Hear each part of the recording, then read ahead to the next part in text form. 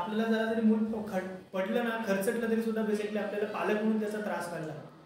आणि म्हणून मला असं वाटतं की जनरली की 250 मेडल्स मिळवणारी जी देश आहेत त्यांच्या पद्धती बेसिकली काय आहे.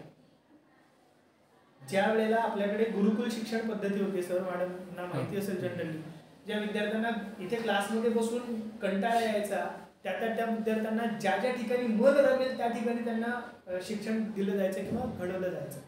मग झाडाच्या पारंब्याखाली शिक्षण दिलेलं आहे, मैदानावरती शिक्षण दिलेलं आहे, किंवा ज्या ज्या ठिकाणी शिक्षण देतात त्या ठिकाणी पुरवलं. आज काय झालं की सोयी सुविधांचा अभाव या गोष्टींच्या वरती आपण आपलं शिक्षण कुठेतरी घेऊन आलो. आणि म्हणून मला असं वाटतं नेहमी की शिक्षण कुठे घेतोय ह्याच्यापेक्षा आपण शिक्षण काय घेतोय आणि ते आपण आपल्या डोक्यात किती बिंबवतोय याच्यावरती बऱ्याच गोष्टी अवलंबून आहेत. करिअरचा पुढचा विचार करत असताना स्पर्धेचं युग आहे आणि सगळीच लोक सांगतात, पण मी म्हणतो युग जरी स्पर्धेचं असलं तरी सुद्धा माझ्यासारखा स्पर्धक इतका मोठा असेल की त्याच्या माध्यमातून मला कुठलीही स्पर्धा असेल तरी त्याची भीती माझ्या मनात निश्चितपणे कधी वाटणार नाही आणि ती मी वाटू देणार नाही, कारण तेवढी तरबेजता माझ्या डोक्यात आणि माझ्या बुद्धीत माझ्या ताकदीमध्ये असेल आणि ते काम मला वाटतं की तुमच्या माध्यमातून होणं फार आवश्यक आहे. अनेक क्षेत्र आहेत. आर्ट्सच्या विद्यार्थ्यांनी काय काय करावं. नंबर 1, एक हॉस्पिटॅलिटी टुरिझम मॅनेजमेंट करा. प्रचंड चांगलं क्षेत्र आहे. कोकणाला तर आता सुगीचे दिवस आहे. इकडे रस्ते जेवढे रायगडमध्ये चांगले आहेत ना तेवढे कोकणातल्या कुठल्याच जिल्ह्यात नाही, एवढं लक्षात ठेवा.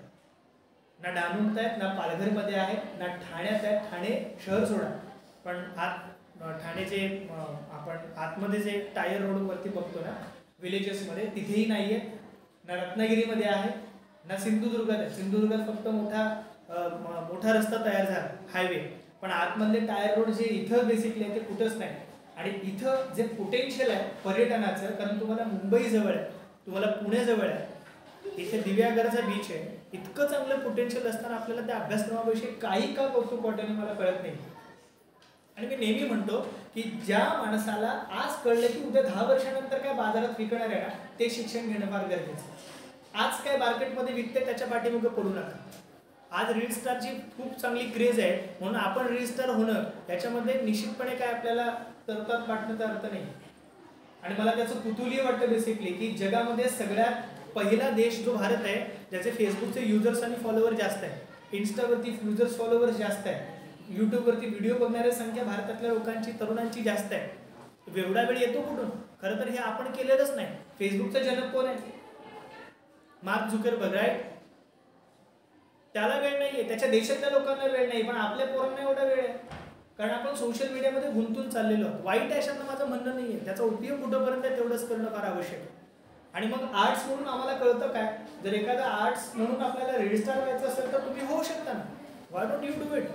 अनेक पोरं हे सगळं करायला सुरुवात केलेली आहे. त्याच्यामध्ये काही करिअर नाही क्षमता निश्चितपणानं भाग नाही, पण आपल्याला त्याच्यामध्ये गुणवत्ता काय आहे हे फार गरजेचं आहे आणि ती मिळवणं फार आवश्यक आहे असं मला वाटतं. त्यामुळं अनेक अभ्यासक्रम तुमच्या बरोबर आहे. तुम्ही मॅनेजमेंटकडे जाऊ शकता, आर्ट क्षेत्राकडे जाऊ शकता, हॉस्पिटॅलिटीमध्ये जाऊ शकता, हॉटेल मॅनेजमेंट करू शकता, मॅनेजमेंट क्षेत्राकडे जाता येऊ शकतं. आर्ट्सच्या विद्यार्थ्यांना कॉमर्सकडे पण जाता येऊ शकतं. आर्ट्सच्या विद्यार्थ्यांना पॅरामेडिकल क्षेत्राकडे जाता येऊ शकतं. आर्ट्सच्या विद्यार्थ्यांना फिनान्शियल मार्केटमध्ये जाता येऊ शकतं. आर्ट्सच्या विद्यार्थ्यांना लॉमध्ये जाता येऊ शकतं. आर्ट्सच्या विद्यार्थ्यांना शेअर्स मार्केटमध्ये जाता येऊ शकतं. आर्ट्सच्या विद्यार्थ्यांना मार्केटिंग क्षेत्रामध्ये जाता येऊ शकतं. आर्ट्सच्याच विद्यार्थ्यांना ह्युमन रिसोर्स मॅनेजमेंटकडे जाता येऊ शकतं. आर्ट्सच्या विद्यार्थ्यांना स्टॅटिस्टिकल्समध्ये जाता येऊ शकतं. कुठं जाता येऊ शकत नाही. आर्ट्सच्या विद्यार्थ्यांना मीडियामध्ये जाता येतं, प्रिंट मीडियात जाता येतं, इलेक्ट्रॉनिक मीडियात जाता येऊ शकतं. आर्ट्सच्या विद्यार्थ्यांना पत्रकार होता येऊ शकतं. अनेक क्षेत्र तुमच्यासाठी ओपन आहे. काय करायला पाहिजे ते तुम्ही ठरवणं फार आवश्यक आहे. So we have 3 courses. One is hotel management, second we have nursing college. तुम्हाला त्याही क्षेत्रामध्ये वाव आहे. पुढच्या वर्षापासून नर्सिंगला ॲडमिशन घ्यायचं असेल तर सायन्स कंपल्सरी आहे. कदाचित यावर्षी हे शेवटचं वर्ष असेल आणि शेवटची संधी असेल.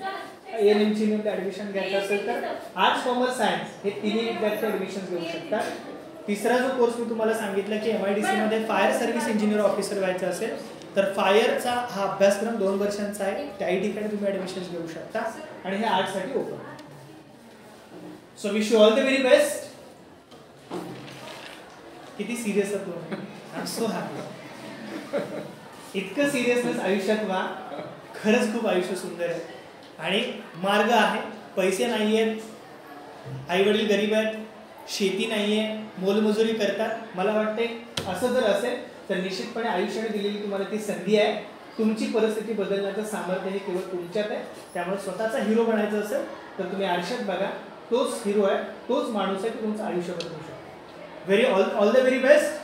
Thank you and be the hero of your on life. Thank you so much.